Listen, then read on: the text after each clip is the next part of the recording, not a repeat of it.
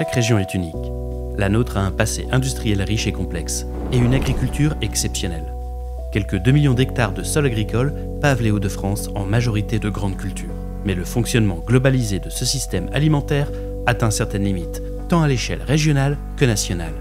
Ces problématiques sont d'ordre environnemental, social ou économique. C'est là qu'intervient le PAT.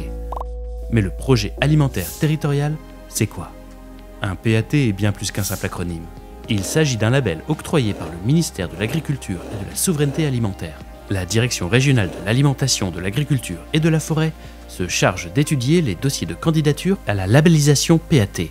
La DRAF met également à disposition des moyens financiers et humains via par exemple la création d'appels à manifestation d'intérêt ou le partage hebdomadaire d'informations. Développer un PAT, c'est avoir la volonté de penser l'alimentation et l'agriculture à l'échelle locale. L'animateur du PAT a un rôle clé dans le fonctionnement du projet.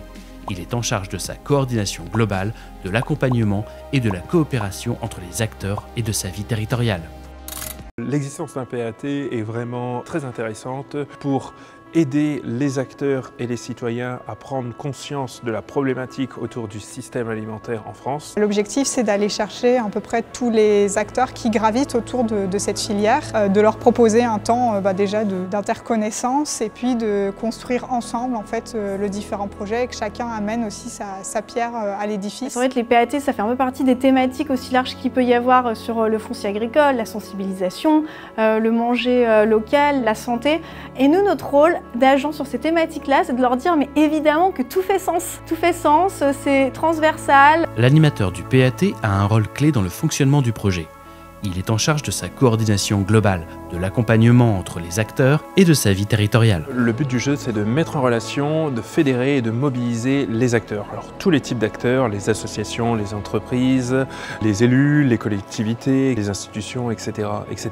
De permettre en fait que ces gens se rencontrent, puissent échanger et construire potentiellement des projets. Lorsqu'il y a des projets, le but c'est d'accompagner ces projets, donc en ingénierie, voire financièrement, pour ensuite les valoriser auprès de leurs confrères et au niveau national pour valoriser les réussites et capitaliser les bonnes expériences. Nous, on est là pour que tout soit logique dans l'emboîtement de toutes les échelles, de l'alimentation, on va dire de la graine à l'assiette.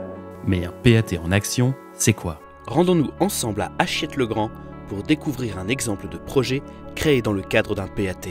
Ce qui se passe sur notre territoire du Sud-Artois, c'est la mise en place depuis quelques années maintenant d'une politique autour de l'alimentation.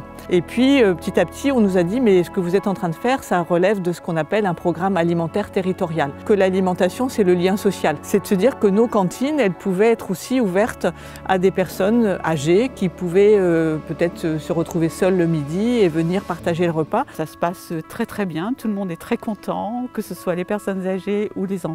L'idée aussi d'animer un projet alimentaire, c'est aussi de faire porter des actions par les communes elles-mêmes, d'orchestrer aussi bien la stratégie politique, c'est-à-dire les grands axes, et en même temps être à l'écoute soit des habitants, soit des producteurs, des élus locaux, pour cibler exactement les besoins, quelles actions. L'intérêt du programme alimentaire, ça nous permet, en étant labellisés, d'aller chercher aussi des financements. Il existe une nuée de projets très différents qui se créent partout dans la région. Il y a des actions qu'on a pu faire, et j'en prendrai une particulièrement.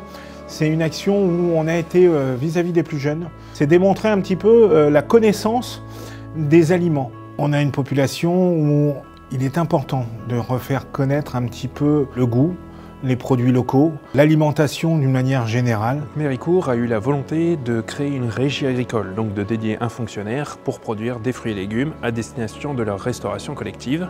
Donc, ils nous ont contactés. Le fait d'avoir un PAT a permis plusieurs choses. D'une part, on a été collecter des retours d'expérience d'autres collectivités. Ensuite, on les a mis en relation avec des experts régionaux. Et enfin, on a permis à Méricourt de trouver des financements extérieurs, donc notamment des financements départementaux et régionaux. Par exemple, sur la filière lait, nous avons mené une étude pour comprendre, diagnostiquer toute notre filière lait, comment elle fonctionne par rapport à ses acteurs, par rapport aux flux physiques et monétaires, pour pouvoir ensuite se questionner sur la meilleure façon que l'on peut trouver pour valoriser notre lait issu du bocage.